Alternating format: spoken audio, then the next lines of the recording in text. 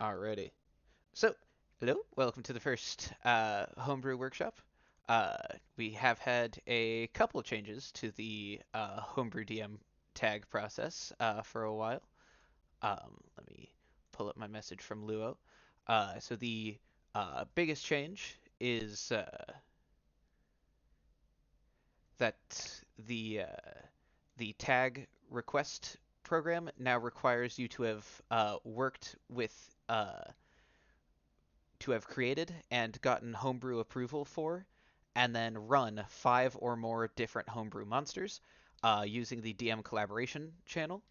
Um, you can get those approved by any homebrew DM. There's something like 100 or so. It's like half of us almost. Uh, was it? Was it?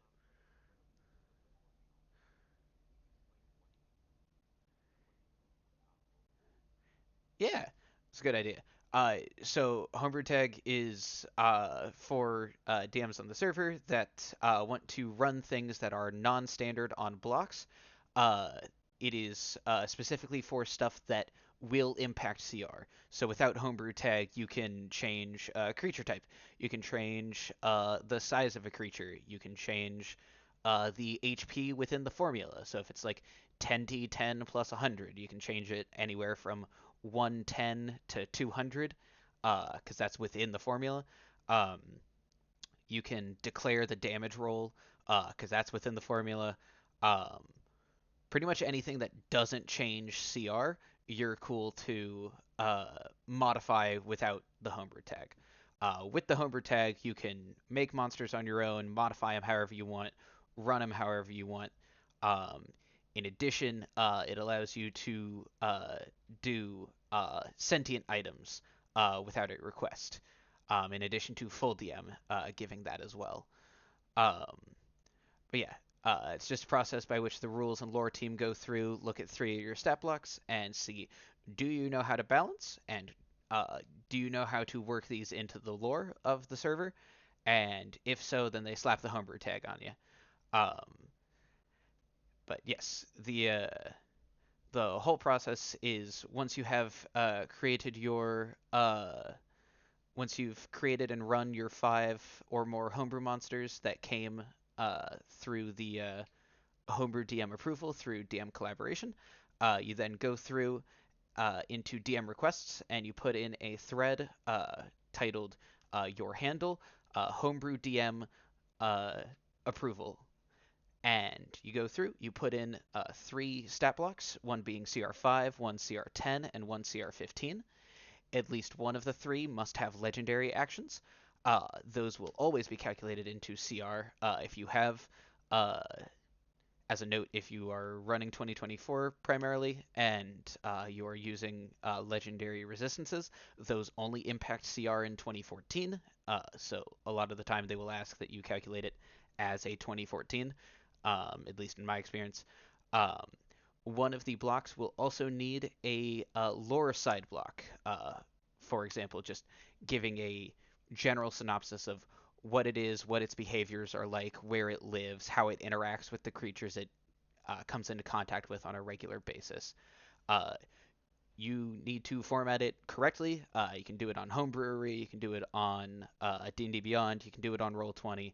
I'm sure you can do it on Foundry. I'm not super familiar with Foundry, so I'm not going to speak to that.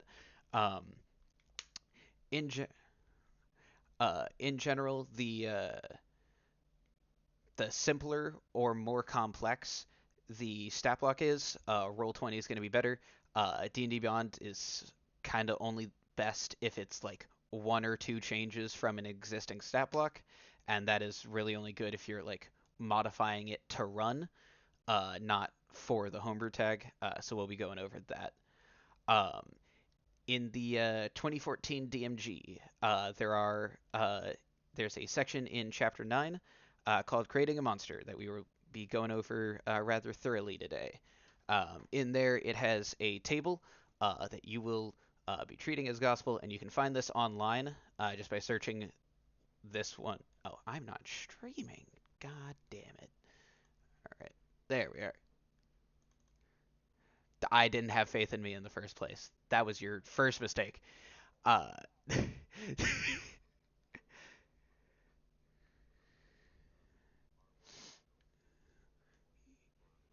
yes, yes, yeah. We are recording for the Guild YouTube channel. Yeah. Uh, you can find this table on Google in like hundreds of iterations in varying degrees of pixelation. There's a couple good ones. Just find one that works and save it. The monster statistics by challenge rating. This is what you're going to be looking at for the baseline for every CR calculation. There's more to it, but this is always where you're going to start. Um, After that, it will go through every piece of a stat block, including all the things that will modify a uh, a CR. We will go over that in a moment. Primarily, uh, the things that will impact it are things that revolve around dealing damage or avoiding damage. Most of the other things don't impact CR, such as like the creature's susceptibility to conditions. Any condition immunity has no impact on CR, even though that's dumb as hell. That's how it works. Um, a creature inflicting a condition will often have a CR impact, but we'll get to that later. Um, the base process of a CR calculation is to start with the either offensive or defensive. You're starting with DPR or hit points. You find the DPR of the most damaging turn or most damaging 3 turns that the monster can take. Generally, if it has a recharge action, it is the recharge action on the first turn and then multi attack on the second and the third turn, but not always, just most of the time. You find in the damage per round column where you find that threshold. So if your monster does exactly 100 damage per round over 3 rounds, that's in the range of CR 16.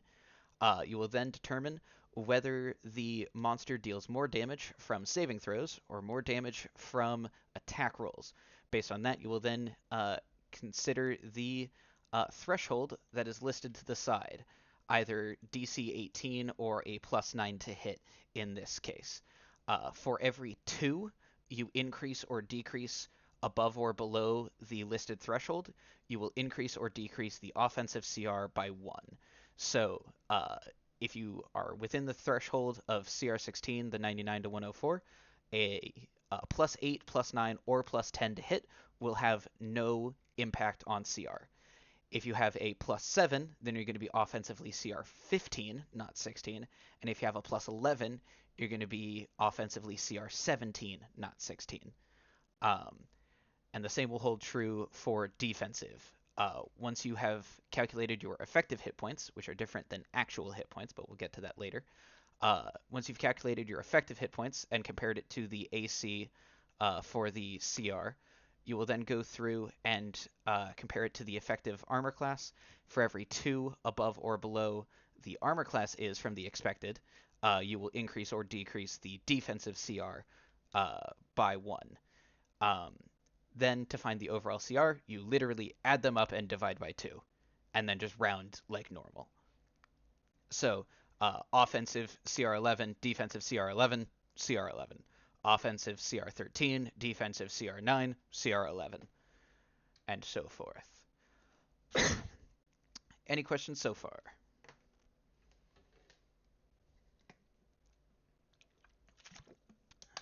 Alrighty. Next, we have the uh, we have these. What's up?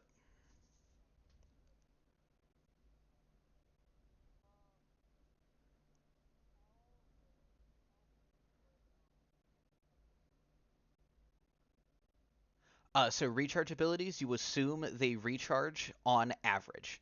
So if it recharges on a 6, you will assume it recharges on turn number 6 and is available for use on turn number 7. We don't calculate that far, so we ignore it. It's usable once. For recharge 5 and 6, it recharges after 3 turns. We only calculate the first 3 turns. It's usable once. Recharge on a 4, 5, 6, it recharges 50% of the time, meaning you can use it twice, so on and so forth.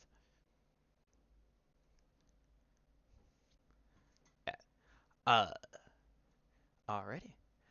The size. Sorry, one more time.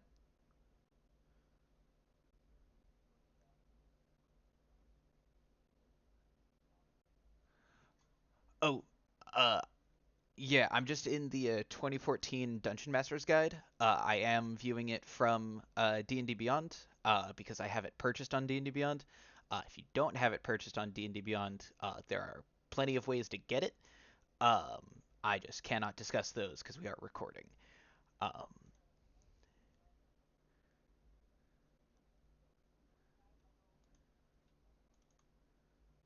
yeah,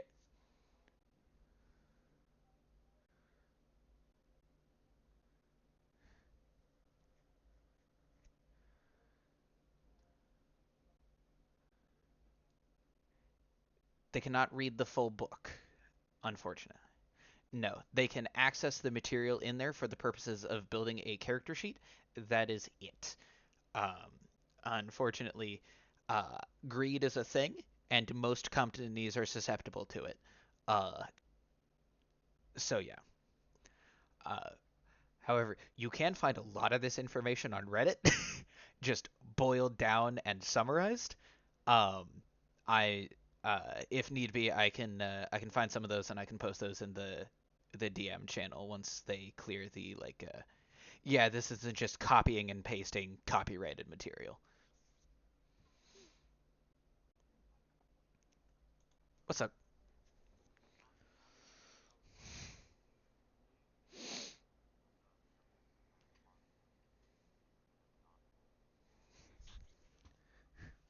Uh-huh.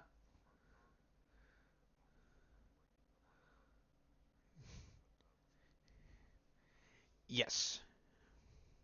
Yes. You will be assuming a lot of things. You assume every AoE hits two people and they fail the save if there is a save included. You will assume everything hits. Uh, you will assume every combat lasts exactly 3 rounds. Um, yeah. What's up, Rexon?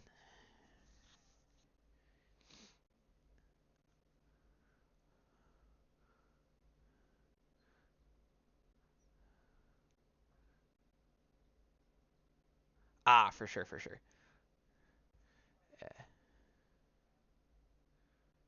Mhm.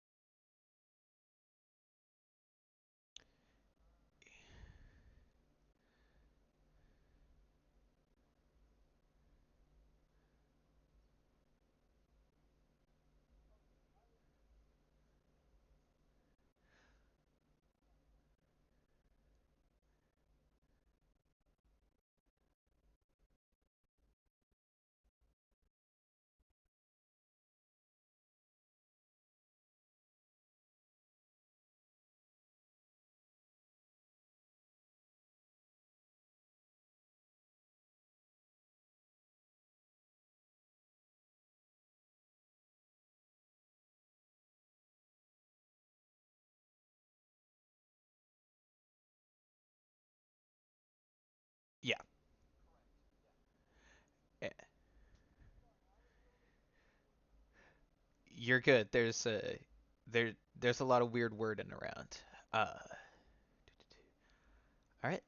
Any other questions while we're on this before we get into the full details of shit that tells you that this table is incorrect?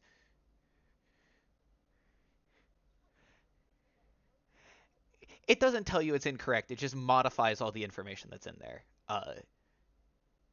Yeah. Um, yeah. Any questions on what's been mentioned so far? What's up? Yeah.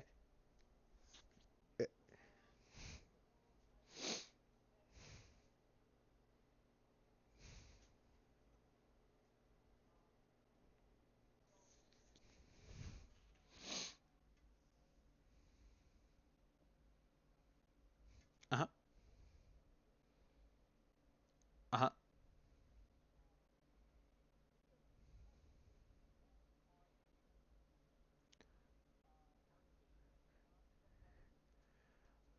Uh, like a reaction?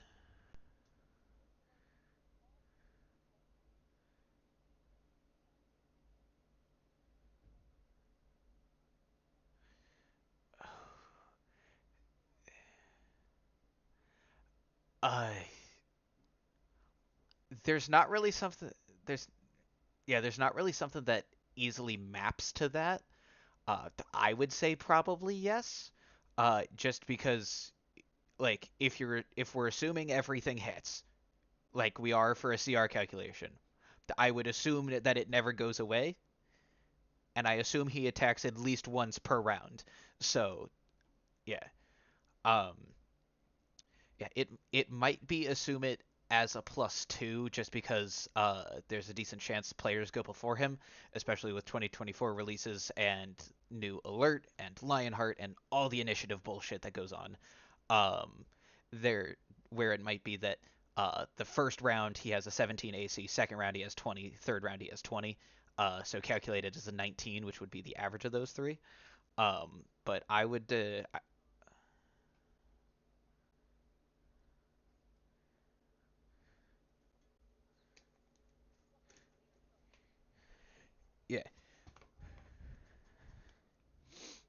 yeah, yeah. Is he a legendary creature?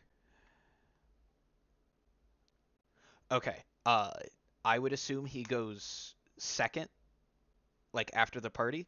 And yeah, assume a +2 to AC. Yeah, you're good. Yeah, we can do some more specifics once we open it up for the homework ones that I prepared. Because apparently I am a teacher today. Uh, for the people that don't have homebrew tag to take a stab at. And I'll spend some time with the people that are looking for active feedback during that. Um, you're good. You're good.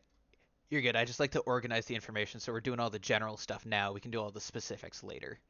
Um, yeah. So, uh, when creating the monster, size will actually matter. I'm sorry. Uh, the size of the creature will determine its hit die size, starting at a D4 on Tiny and up to a D20 on Gargantuan. Um, then we have uh, no, stop loading. The type uh, will functionally matter because there are a bunch of spells that impact specific creature types. For CR, creature type does not matter because that is a much more complex calculation, so they just ignore it.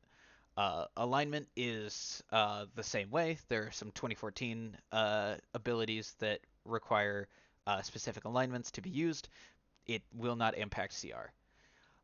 Ability score and modifiers, they don't directly impact CR, but they will impact things that impact CR. And we will get to that when we build a monster together.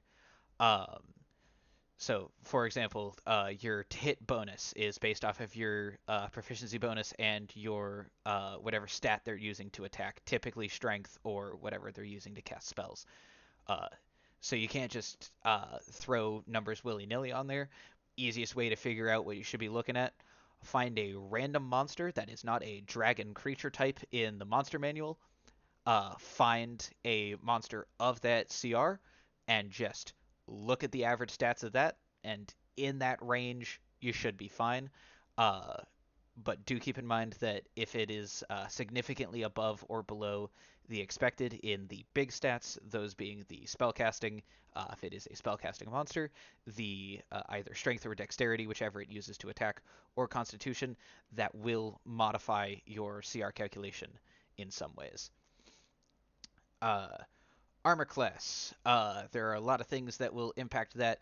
Most of the time, you can get away with just saying natural armor, because that's the point of natural armor. But there are also a bunch of things that will impact effective AC. And we'll get into that when we get into the table in step 20. Um, for example, effects that just generally make a monster stick around longer. So, like magic resistance, the ability to hide as a bonus action.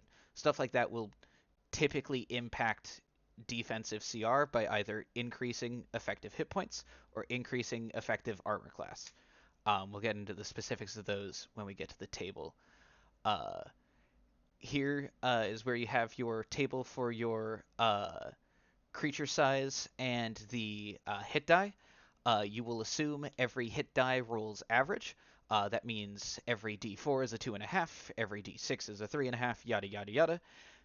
You will round down once you have added all the hit dice together.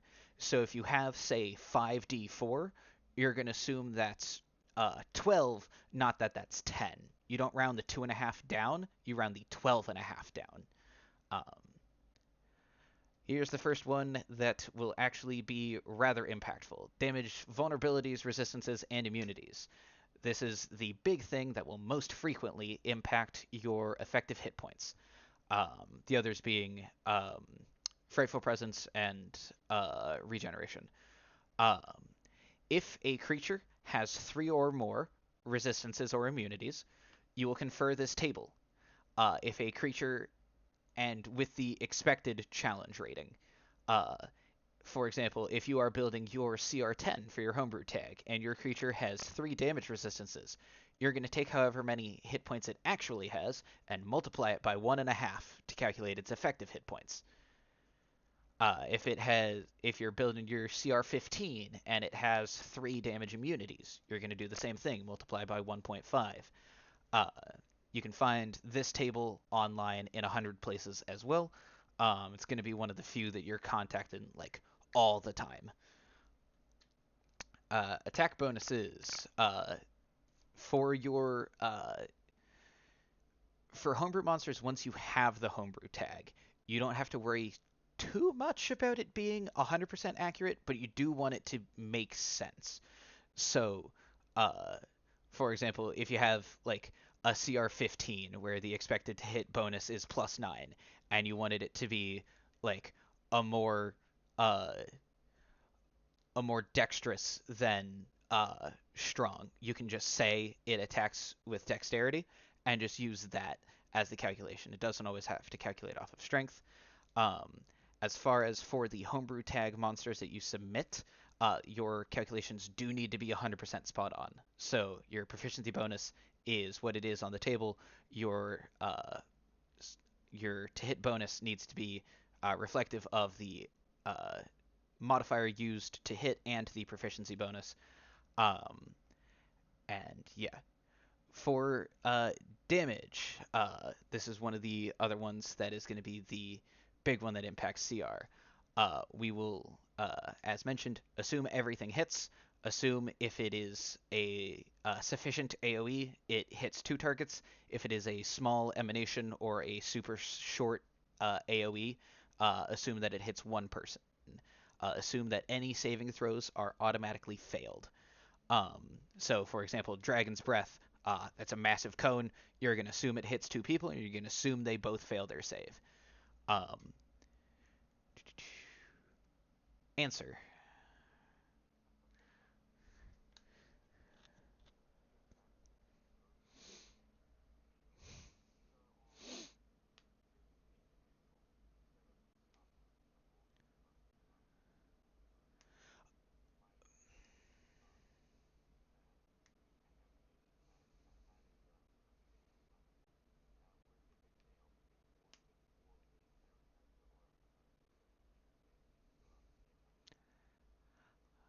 Hmm. Yes. Uh, for the most part, there's a table at the end of this section that has a bunch of monster effects from canon monsters from the 2014 Monster Manual, where it lists what impact that has on the CR calculation. So, for example, Frightful Presence. If it's intended to fight a party of level 10 or lower, you multiply its effective HP by, you increase it by 25%. Um, Stuff like Rampage, you increase the offensive CR. I forget off the top of my head, but it's in the table. In general, it's not an exhaustive list, but it's a pretty decent list for something that is not on the list. I'm going to direct you to people smarter than me, those being rules members and people who have been making monsters for a while. Um, but yeah, when in doubt, consult the rules team.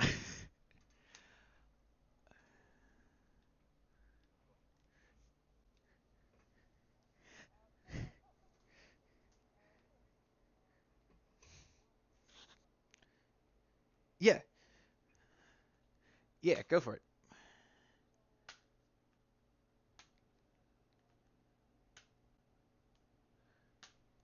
Yeah.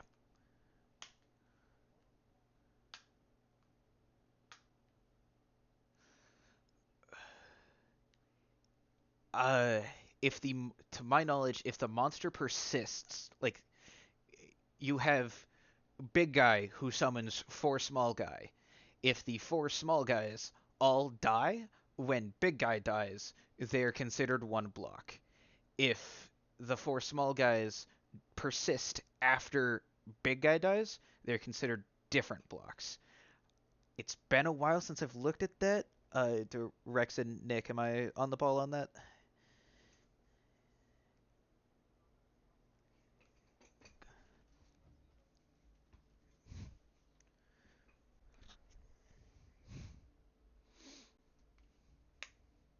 Cool.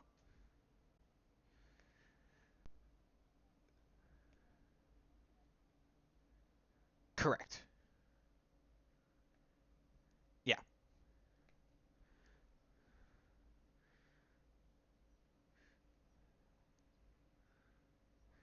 Yeah.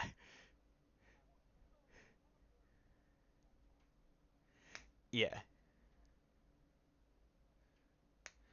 Yeah.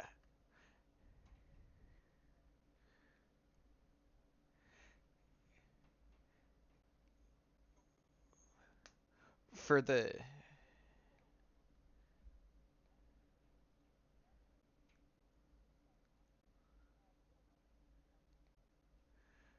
if it persists after the if it doesn't persist after the big one dies, then yeah. In general, the super complex ones are ones that I recommend you don't use super frequently for your homebrew tag. Uh, just because the more complex and uh, the more stuff is going on, the longer it's going to take rules team. If like the simple ones, like for mine, my CR5 and 10 were pretty straightforward. They got those back to me right away. The more complex the block is, the longer it's going to take because there's more things to look at.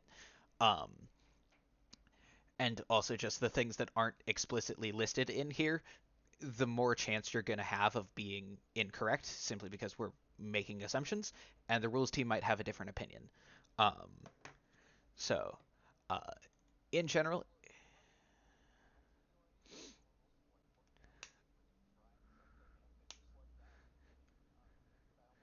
nah.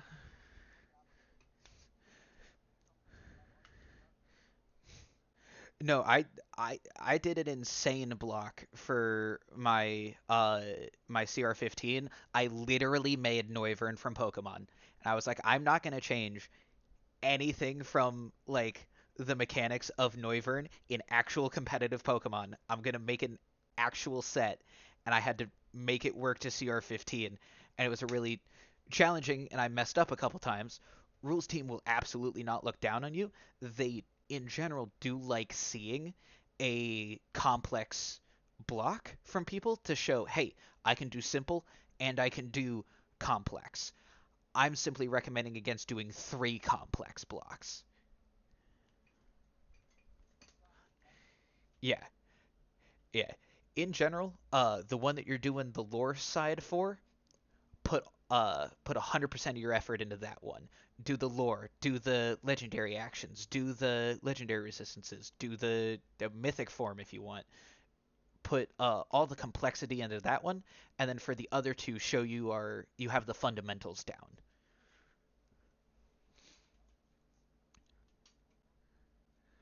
Uh, I don't know who told you that.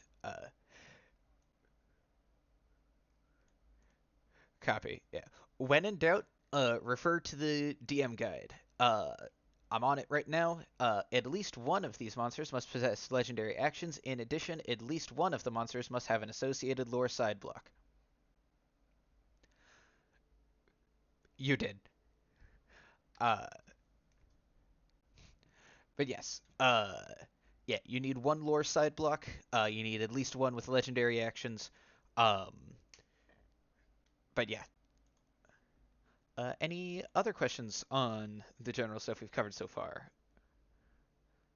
What's up, Talco?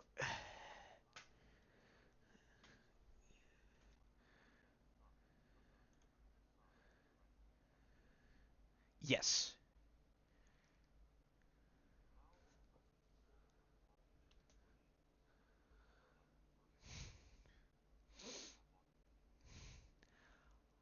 Off the top of my head, I don't know of any. I'm sure there are some just out of statistical probability.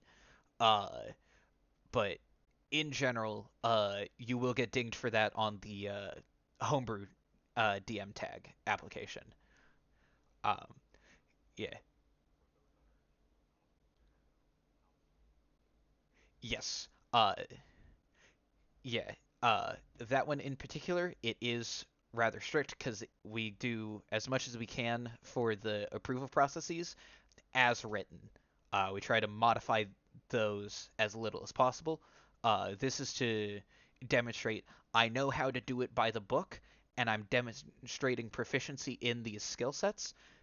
You guys can trust me to modify things outside of standard by demonstrating that, hey, I understand the impact that all of these changes that I have made to these blocks have. No problem. Alrighty. Uh, One of the things on damage while we're on here, uh, the damage type you are dealing will not impact your CR. However, it is very relevant to consider when you are dealing with a party. For example, you have multiple barbarians. Your monster deals exclusively BPS damage. You might need to tune that up. Uh, if you are running a party that has multiple dwarves in it, poison damage is going to do less. It won't. It's not reliable enough to calculate off of, which is why it doesn't impact CR. But it is something to keep in mind, especially for vulnerabilities for races such as Nymph, vulnerable to fire and stuff like that. Um, Speaking of, uh, we have save DCs next. DCs on things will matter for the CR calculation in terms of like the DPR if they are dealing damage. If a creature just does something that has a saving throw and inflicts a condition, you just check the table in step 20 and see if there's something that maps to that. And if not, you're generally safe to assume it won't impact CR. You can confirm that by finding a block with the trait in the 14 or 25 monster manuals and reverse calculating it, and we'll go over that in a bit. Um, but the saving throws will only factor in to your DPR calculation for like how whether you're using the DPR or the to hit bonus based on if uh, the saving throw is dealing more damage. Um, for the DCs, you calculate it the same way you do your spell save DC or your Battlemaster maneuver DC and such. 8 proficiency bonus and the relevant ability modifier. So, for example, if your monster is using a breath weapon, those are scaled based off of Constitution. So you have a CR 15 with a 20 con. That's going to be a DC 18 because you have a plus 5 Constitution and a plus 5 proficiency bonus, so on and so forth. Um, then Uh, Special traits and actions. This is where it will go out of order. It has the full list of this in at the end. Uh, Speeds will are another one that will impact the efficacy of the monster, uh, but in general don't affect CR. For example, flight. Anything that can fly is going to be more dangerous to your party than a monster of equivalent CR without a fly speed, simply because melee builds are less effective. Um, uh, Saving throw bonuses. This is one that will impact your CR indirectly. So a creature can have at base 0 to 2 saving throw proficiencies. If it has more than that, you increase its effective AC. If it has 3 or 4 saving throw proficiencies, increase it by plus 2. If it has 5 or 6 proficiencies, you increase AC by 4. Not the actual AC, the effective AC. Um, Skill bonuses don't functionally matter. You can put in ones that you think are relevant. For example, a giant fuck off bear, probably safe to give it proficiency in intimidation. Um, Perception, that's on the block, but tends not to come into play, especially with the rise of 2024 and stealth being made stupid now, where you just have to pass a DC 15, not a DC based off of the. It's not a contested skill check anymore. Um, but yeah, um, those will not impact the challenge rating, though if you do run 2014 or at least 2014 stealth rules, the perception bonus will impact its efficacy, especially if you have a rogue or a stealth caster. Condition immunities will not impact challenge rating, though the more common ones will impact its efficacy. So, uh, Charm comes up super frequently player side. A full class and a half based around it, uh, and a lot of good spells that simply don't work with Charm immunity. So make sure if it has Charm immunity, it has other vulnerabilities to other conditions that don't just completely shut out classes. Um, Senses will not impact challenge rating, though True Sight will make your monster a lot stronger, especially at lower levels, because Mirror Image is a very common low level spell because it's a fantastic defensive option, and True Sight just ignores it, as well as other invisibility shenanigans. Um, and yeah, that is the last before the massive table. The monster features table has, I believe, 103 traits from monsters that may or may not modify a challenge rating.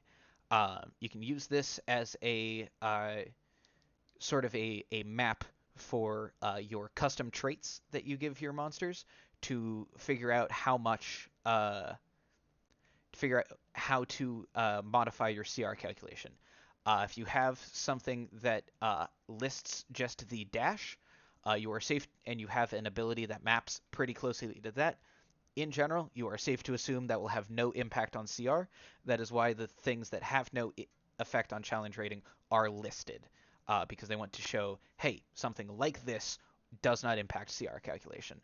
Um, so you can find the links to all of the monsters that have it. So, for example, if we have the Centaur's Charge, you can open up the Centaur block. You can read the Charge feature, and it will tell you how to impact it. Increase the monster's damage on one attack by the amount noted in the trait. Um, Constrictor Snake, if it has an ability to give a restrain on a hit, increase effective AC by 1, because restrain gives disadvantage on attack rolls.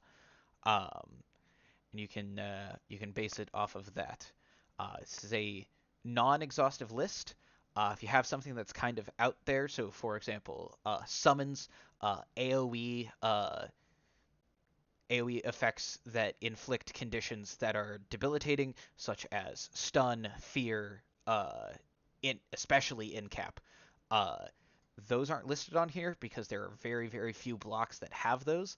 I don't believe there were uh, any, to my knowledge, in the 14 Monster Manual that did an AoE stun, incap, or fear besides Frightful Presence. Um, and those you would be best checking with the rules team. Um, but yeah, you just find the trait that matches yours most. So, for example, if your creature does a can frighten one creature and then multi-attack, uh, that will map closest to Frightful Presence. Uh, we confirmed this when I did my homebrew tag submission. Luo and I reverse calculated a couple monsters, and it turned out that a single target fear effect will map to Frightful Presence. When in doubt, feel free to ask the rules team. Either them or one of the more experienced homebrewers are gonna have an answer for you as to uh, you can ignore that, or this is the trait you would map it to, and this is the effect it would have. Uh, are there any questions on the setup part?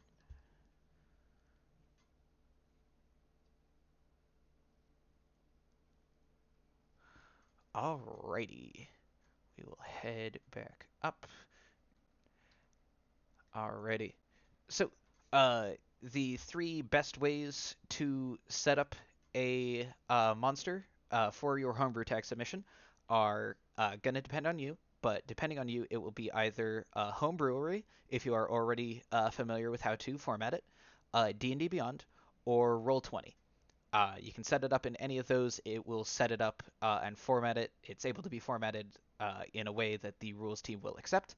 Other than that, I don't believe there are any great sources that are super reputable that will get you an actual block formatting.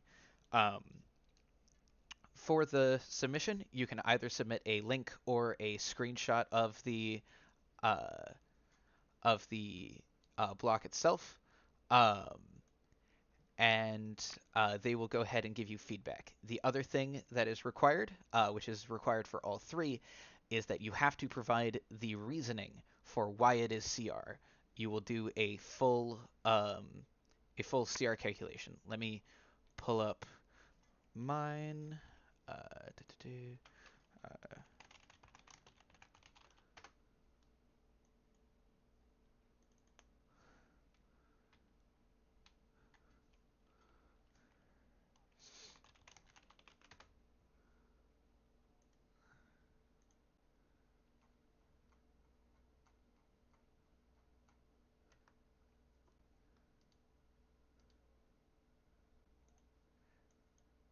yeah, more resources are always good.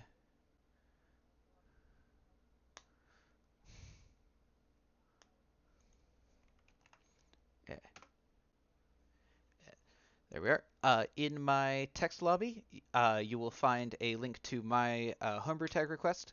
You will need to format your CR calculation in the manner that I did. Um, no worries if you mess it up. The rules team will give you some guidance on it. Um, but that is how it will eventually need to be broken down.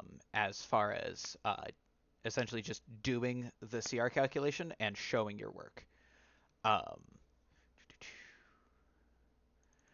welcome back, Rexon. Alrighty.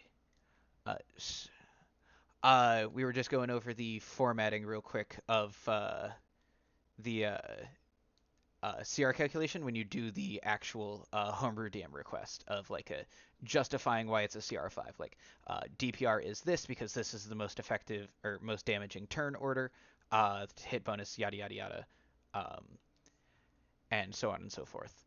Um, with that, that is the end of my first spiel.